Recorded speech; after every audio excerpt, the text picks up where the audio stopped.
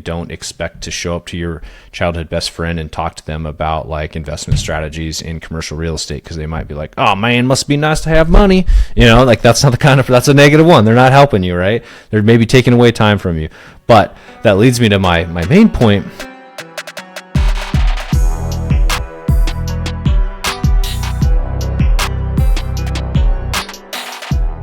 What's going on, guys? Welcome to today's episode of the Collecting Keys Real Estate Investing Podcast.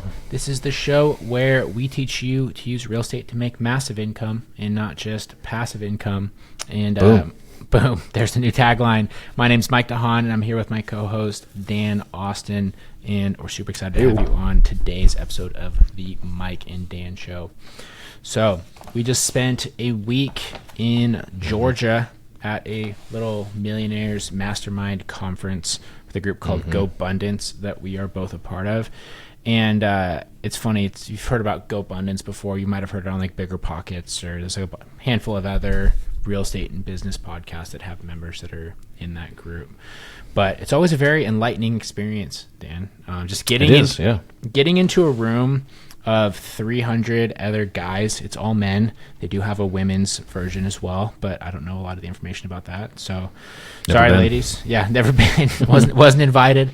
But it is a group full of guys with their main objective being that, I guess they have a higher net worth. They usually have some sort of business that they work on, and their goals are figuring out how to continue to grow and preserve their wealth while also being able to live like a good lifestyle and do other things as well outside of business. Several pillars outside of just being rich, because there's a lot of masterminds out there that are all about like financial freedom and financial growth, which is great.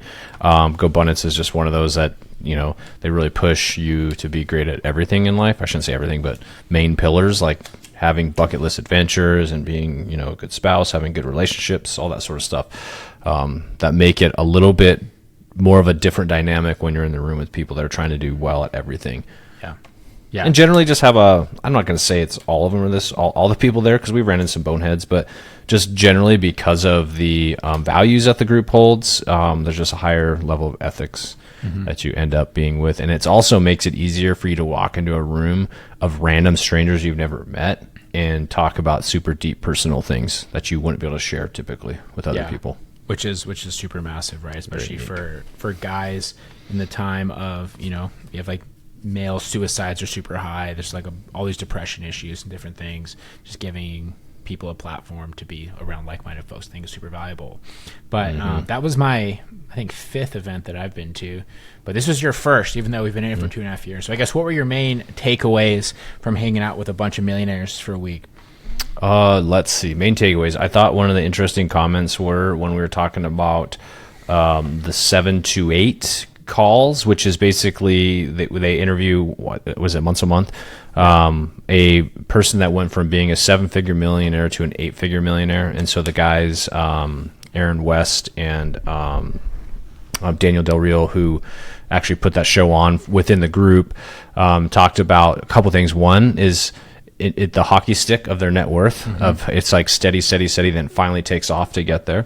They also said that they also showed a graph of the annual cash flow or income from each of these individuals that they've interviewed, which is like 100 people so far, 50, I don't remember how many it was, but a lot, and how wildly different their annual cash flow was, from like 8 million to like 0 to 3 million to 1 million, just like all over the place. Yeah. And these are people from everywhere worth, 10 million to over 100 million. So like a pretty wide range of people. So I thought that was an interesting comment. And then the last comment, this was kind of in the opening session-ish, opening time frame early in the conference. So had a good impact. I was still fresh, was the amount of stress and pressure when you're in the single-digit millionaire status. And now you think that somebody sitting up on their perch is saying, oh yeah, down there's the term would be must be nice, right, to have that problem. But to get there, typically, because most millionaires, what is like 80% of millionaires are self-made. Is that what they say? I don't know what the number is. It's like high, right? And most of them are made in real estate, to be honest. That's the other stat.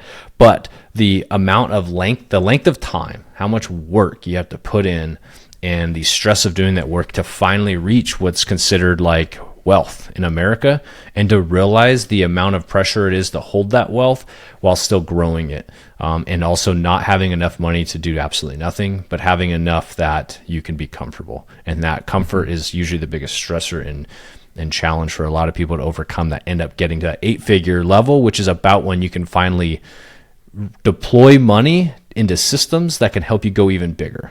Mm-hmm. Absolutely. And you can start to coast from there. It's like that. Yeah. There's that line, I think it's in like the first season of Succession, where one of the characters is like an assistant, like his aunt dies or something, and he inherits $5 million, and he's super stoked because like his life has changed. He's like, just like $5 million. And then all like the mega rich people are like, ooh, damn, bro, that sucks. Sorry. Yeah. And then, because like the whole thing is like $5 million is just enough to not have to care. No, sorry. It is, just enough to like not have to care, but not enough that you can stop doing stuff forever. Right. And so it's almost like a curse to sort of be in that zone. And like you said, one of the biggest themes was like that must be nice sort of mentality that a lot of people experience as you start to have any form of success. And if you're listening to this and you have any sort of regular investments you've done over the past number of years, especially in real estate, you've probably had people in your circle that don't totally get what you're doing, that have seen you go from your previous financial status to now. And they start with like a supportive thing maybe, and then it sort of turns into a little bit of envy or a little bit of like, oh, it must be nice that you can just take the day off and go play golf, or you can take your family to Europe, or you can go on a vacation, you can do these different things. And that is a very real sort of like, I would say, rich dude problem. That's stuff people do deal with, right? Right. And not that everyone feels bad for it, but that's also why you have groups like Gobundance where people kind of get it and why it can be super valuable. Right. And you can share that. Like there's guys there that you run into that they're just afraid to even share what kind of wealth they have with their family, because it's just, their family it would change the dynamic between them and their family, and they're trying to hold on to that. So there's like all sorts of weird dynamics that come with it. But I resonated a lot with the stress, because there is a lot of stress at that situation when you finally get into that millionaire status and you're trying to go to the next level, because it's like you're pushing so hard to get to where you're at and you can't stop, honestly, because it's just, that's not how it works. The other thing that I had on top of mind, what was the oh crap, I'm forgetting. Oh dang it. You got to recover it now. You can't just leave it. Totally just blank. You have to cut that one out. Cut that one out. All right, cut out that bit there, Max. Thanks. I totally forgot it. What was I going to say? Son of a bitch. That's all right, man. Yeah, go ahead. Okay, we'll pause so you can cut it. I'll remember. Yeah, so I thought that was a great takeaway, was that whole thing. And then also too, at least for me, one of the biggest takeaways was on the first day we did a deep dive into analyzing your personal like life values, and almost like a corporate exercise, which I typically don't like, where all these companies are like, oh, well, these are our values. They're like integrity and honesty and whatever. But switching that around so that you're looking at it from you as a person and the things that you value, and then lining out what we do, like the top 6 people in your life that you feel like have an impact on your life, maybe inside your business, maybe personally, and then rating people on how they line up with those values with you, right? And so those people that were on that list included everything from like your boss or your business partner, to your spouse, to your best friend, to your, church group, like whatever, right? If there's like a community that you're a part of. And going through that, I found to be very interesting, just because, I don't know, when it comes to doing that, like for our business, I really struggle with it, because I think I'm jaded just from being in the corporate world for a short period of time, where they always have these values and things that are just absolute bullshit, right? Because all these companies are run by people who are not part of the initial onset or the development of the business. They're purely there to collect a paycheck. And even though they have like, fiduciary responsibility to shareholders and things like that, you can't tell me that everyone that's at like Boeing is like, yes, all of our values are integrity, right? It's all bullshit. But doing that on a personal level, I found to be a really interesting exercise. And like the main things that I ended up with for mine were, I had like personal accountability. They had to have a growth mindset. They had to be reliable. They had to be like outside the box thinker. I wanted to go like against the mold.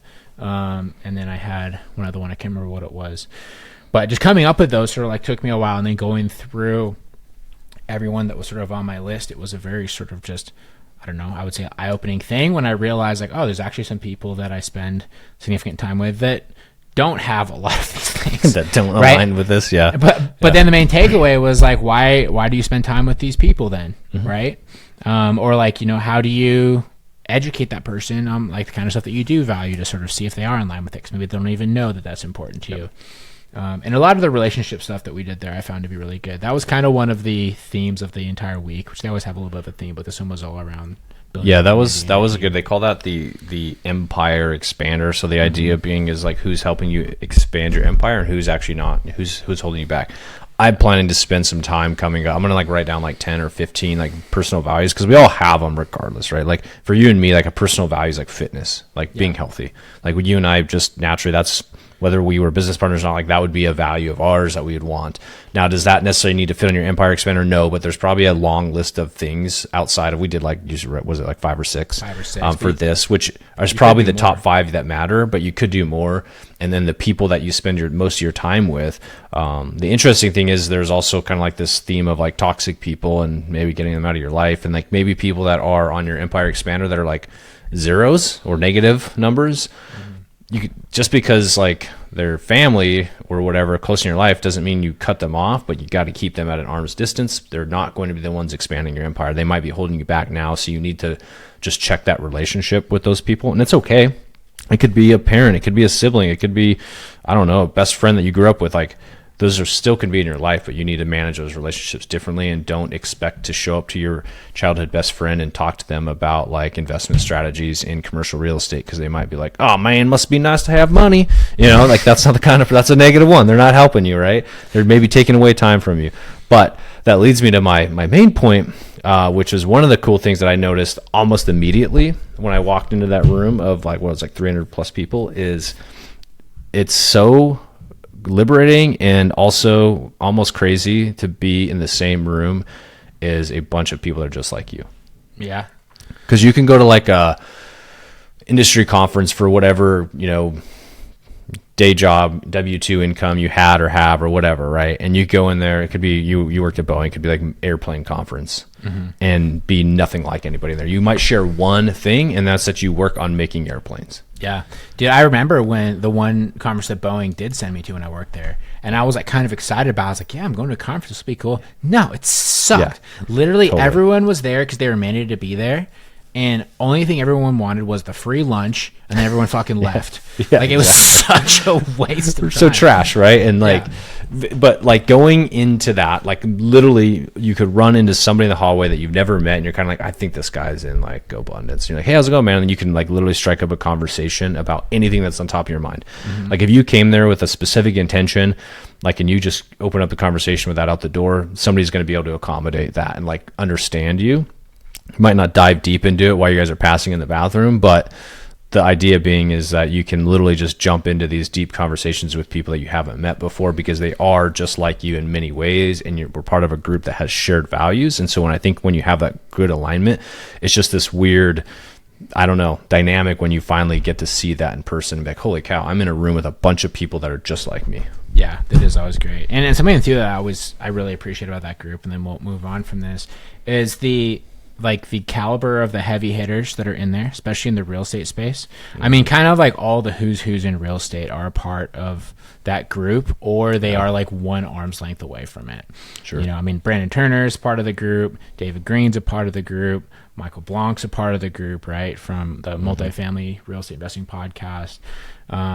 But other guys are in there. There's some of like these Aaron Amuchasteguy's in the group. Aaron Amuchasteguy's in there, who Jake was on Harris. our episode. Yeah, Jake Harris, who's huge.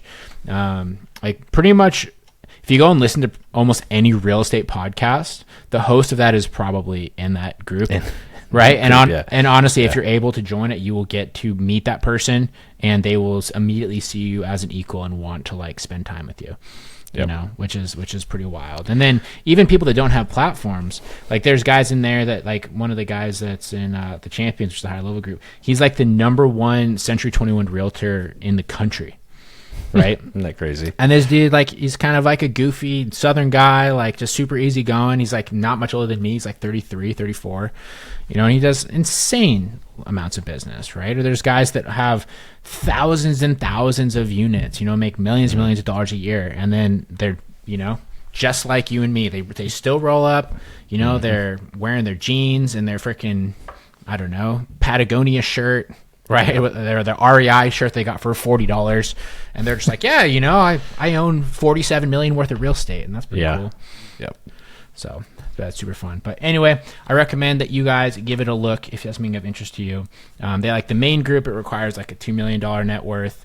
And then I think they just updated the price. I think it's like 12 or 15 grand a year now to be a part of it. It's 12.5 a year. 12.5 to be a part of it. But they also have an emerge group for people that don't hit the net worth cap but still want to be around the same environment. And we have that thing hits hard, man. Emerge is sick. Emerge is sick. Yeah, they've been doing that. They've been running that really well. And we have friends that are in there. We have staff members that are a part of Emerge and really enjoy it.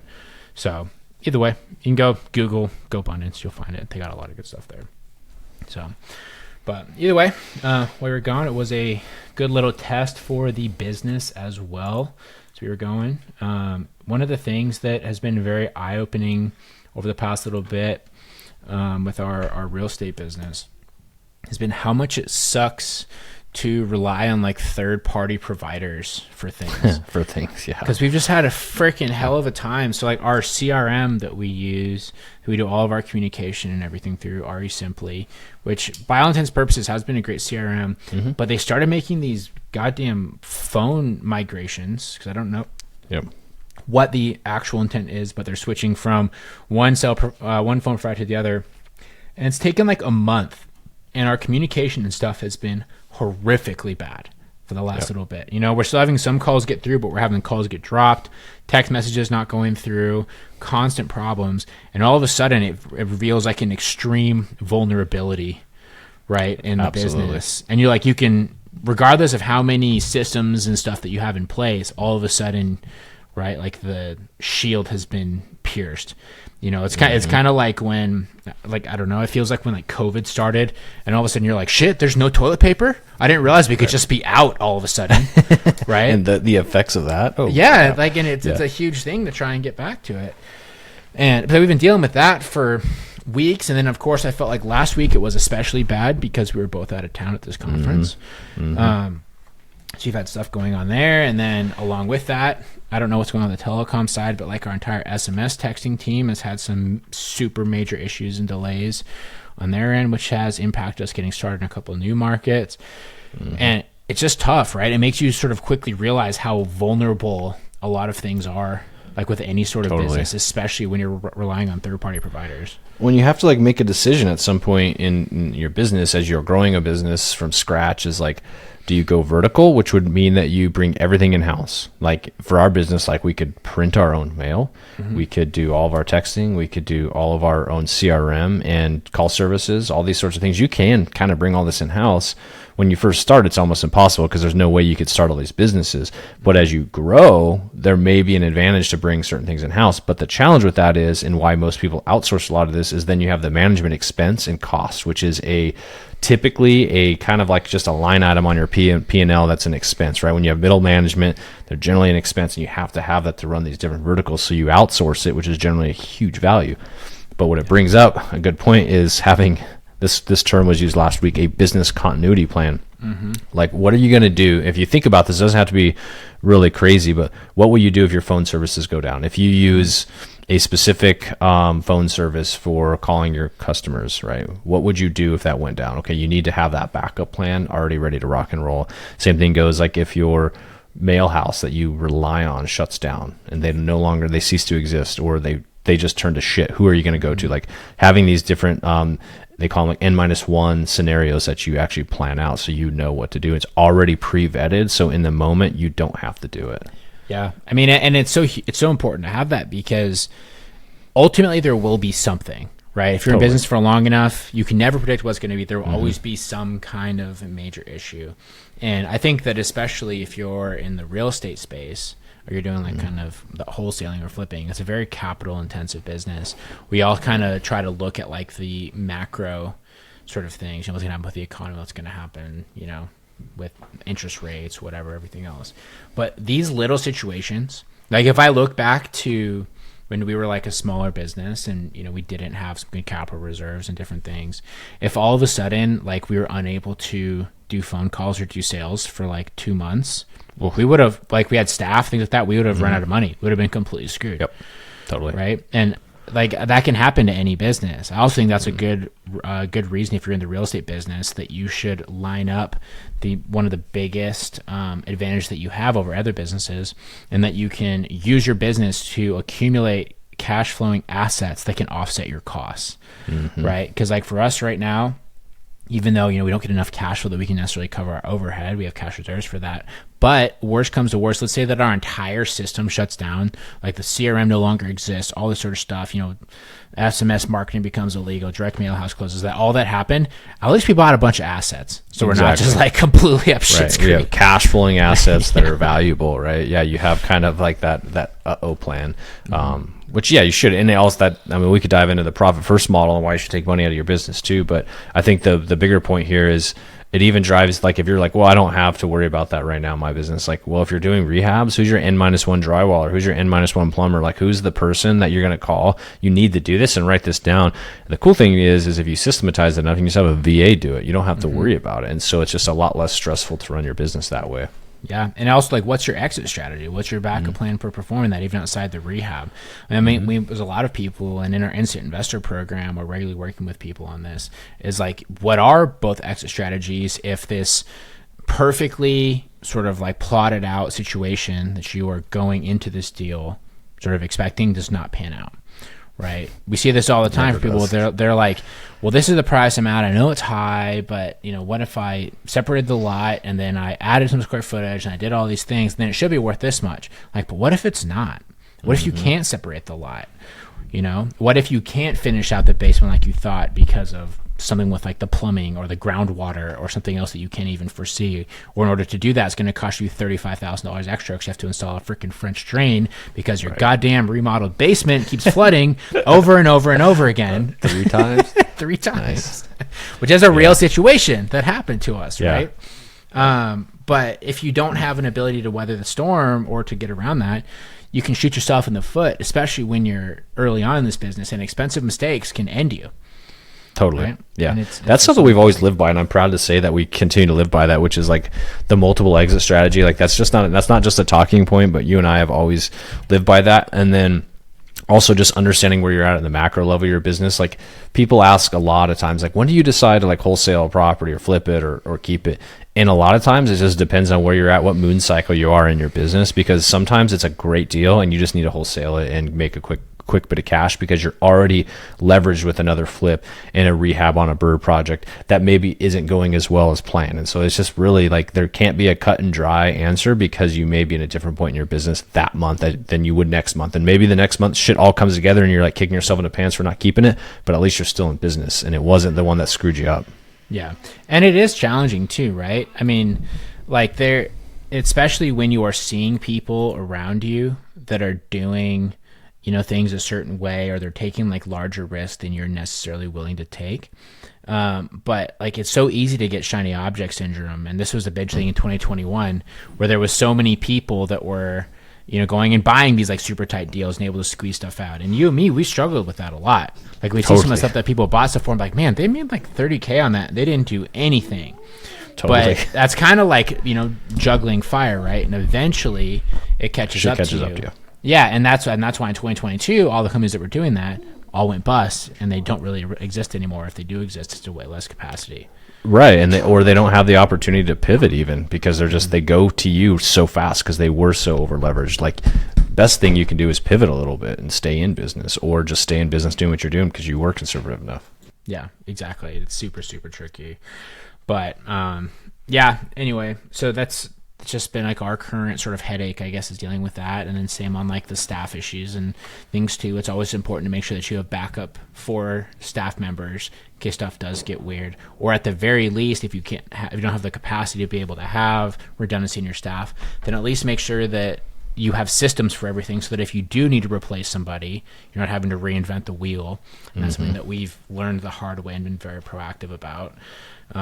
It's just, we're in that phase of business right now where it's just like, how do you optimize things and continue to grow it outside of just like, pushing more, doing more deals. Totally. Like, it's especially with like the economy and things like that, you just got to make sure that you're a little bit more refined in what you're doing. Absolutely. Yeah. And then brings one point you talk about employees that I want to bring up, because I remember I've gotten asked this a couple of times. It's like, when do you know, like, when to hire your first act manager or whatever? It's like, this is something that I've had to learn, is like, just put a job posting out there. You don't even have to intend to hire a person. Just see what comes in. Because you and I have talked about this before, as the CEO of your business, like, that's your job, is talent acquisition. So you should always be looking for talent and always be kind of protecting yourself for the next level of your business. Because if you're not, you're kind of running a risk, to be honest, because you're not ready for that next level. Yeah. I mean, I think that's actually a really great point, is there's no harm in always recruiting like that. And I think that especially new business owners, they think that if they have a job posting out there, that it means that they need to be actively interviewing, which isn't true. You know what I mean? It's just like every other form of sales and marketing, right? You're building that pipeline. And then if it's there when you do need it, you have a bunch of leads you can go talk to, right? And then you just check the leads every so often. And if one of them fits your buy box, they fit your box for what you're looking for in a staff member, then bring them in. And if you don't know what that looks like yet, honestly, you have to kind of experiment and play around with it. You're going to have to bring people in. You're going to have to fire people. You're going to have tough conversations. And that's part of being an entrepreneur, right? That's the truth. Yeah, it is. Sometimes you have to have those tough conversations. Totally. And so many people, I think they have a major aversion to that, because when they're a corporate employee, their worst sort of nightmares getting laid off or losing their job or those sort of things. And unfortunately, that does come with the territory of being a small business owner, especially when people come in and they're not as effective as you want them to be. Yep. Right? They're not a good culture fit. They're not necessarily in line with you and your personal values, like we talked about at the beginning. Then you're going to have to cut ties. And it's never fun, but that is the nature of the beast right now.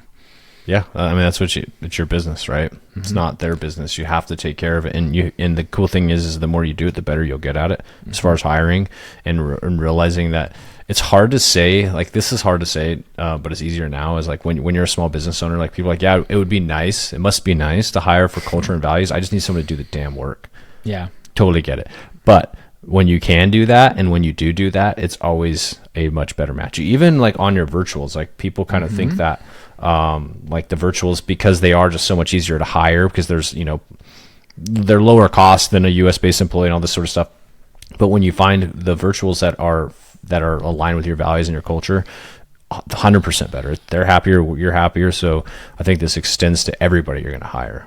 Yeah, absolutely. And I think that too, it's a hard thing to understand until you found those employees that really come in and do extremely well for you. Right. Yeah. We were just having that conversation earlier. We were literally just earlier, right? I mean, and you don't know until you find it. And then also too, that person that starts out doing really good might not be doing good in 6 months. So you constantly need to be readdressing it, checking in with people and doing all that sort of stuff. Because even though when you start your own business, it kind of like is everything to you, like you're putting your life on the line for it, or you feel like it anyway, your staff unfortunately does not feel the same. right? And there's nothing you can do about it. Even if you go in, you give people equity, you give people opportunity, which is what everyone says they want. 99.9% of people will work up to the point of comfort for like their lifestyle and their ambitions, and not any more than that. And for sure, you can only expect them to be efficient up to that point. Yeah, right? And they have seasons just like your business has seasons too. And sometimes you catch them in a good season, and then they go into a bad season. And unfortunately, when we're talking about business, like as a small business owner, you can't really afford for people to have a long, dark, miserable winter of a season. So sometimes it just doesn't work out, and you have to move on. But also, as your business grows too, that person's not going to necessarily align with them. Yeah. Which is very important. And it is what it is. I know a lot of new people as well, they always worry about having a staff member come in and saying like, oh, well, no one's going to be able to do that part as well as me or whatever. That's kind of how it goes as well. I've always viewed staff members, for the most part, is you are bringing someone in that's going to be 80% as effective as you, ideally, but it's going to give you 80% of your time back as well. So you can use that to go and do other parts of your business that will make you more money. Totally. So anyways, Cool. Outside of that, do we have anything else pressing? Have we gotten our lease to own house fixed up yet so we can get that thing Yeah, I sold? talked to our contractor last week, and I forgot what he said. But yeah, they're working on it. They're actually, because he's doing 2 projects for us right now. Yeah, it's moving forward. I'm trying to remember. They had a painter in there, I think, last week or something. Yeah, we're getting there. I'm hoping here in the next like 7 to 10 days, it'll be pretty much buttoned up. And we'll be able to put it on the market. So I've been diving deep into that, on how to legally set up the lease to own options and what's the best strategies for that. So we can dive into that in another episode. So that'll be good. Keep listening for that upcoming episode. There you go. Yeah. But yeah, that's been kind of interesting because we've done lease to own, but just taking a deeper dive into it and kind of organizing it in a format that you're like, okay, these are our true options. I think when we did it before, it was like, okay, this is an option. Now we have, taking a deeper dive, learning about all the options to best do it, because we have the time and we have the comfort and we're in a good position to do that. So hopefully I can provide some super good value for the listeners on that one when it comes together. Nice. I'm excited to hear about it. Yeah, doing it correctly. That's the other thing too, as you start to grow your business, is you definitely are much more driven to do things by the book. You have something to lose. versus when we started, we would just be cowboying things left and right. Yeah, and you don't know what you don't know until you run into issues. To be honest, like, you really don't. It's like if you talk about like landlording and stuff like that. Like you just don't know what you don't know until you run into that issue, and you're like, damn, that's a tough learning lesson. I mean, it's always going to happen, and I think that honestly, to get stuff off the ground, you kind of need to be willing to just throw faith into the wind and figure it out a little bit, right? Because I mean, all the people that we've worked with, instant investor program, or even just stuff outside of that, right? It's like doing like general mentorship with random people. I know, especially way back in the day when we were kind of getting started, we had a bunch of like green people that would want to talk to us, like pre-collecting keys days. And the ones who would fail were always the ones that were so conservative that they were not willing to take any shots. They had to get it all right before they tried once. That is the worst. And that is a person who is not an entrepreneur. Like that does not work at all. Yeah, you can't get it perfect, and if you try, you're just going to waste your time, because there's just no way for stuff to be perfect. And you're going to get frustrated, and you're going to get upset. You're going to beat your head off the wall. So you just got to jump in. That is another cool trait about Gobundance that you see that's encouraging, that you see a lot of people. You're like, how did you even come up with that? And it's like, I just tried it. It's just some wild ideas out there that you see that people are successful at. Yeah, all sorts of stuff. It's pretty crazy. So cool. Well, I think that's all we got for today then. Right on, guys. Well, thanks for listening. We appreciate you all. Please go and share this with anyone who might enjoy this podcast. Just like go and send them a link to the show from your Spotify account or iTunes or whatever you listen to this on, and let them know that you've been enjoying the show in this episode or like any episode really, and that they should check it out, because that is the easiest way to help us grow. We really appreciate it. So besides that, everyone, thanks so much, and we'll talk to y'all next week. See y'all.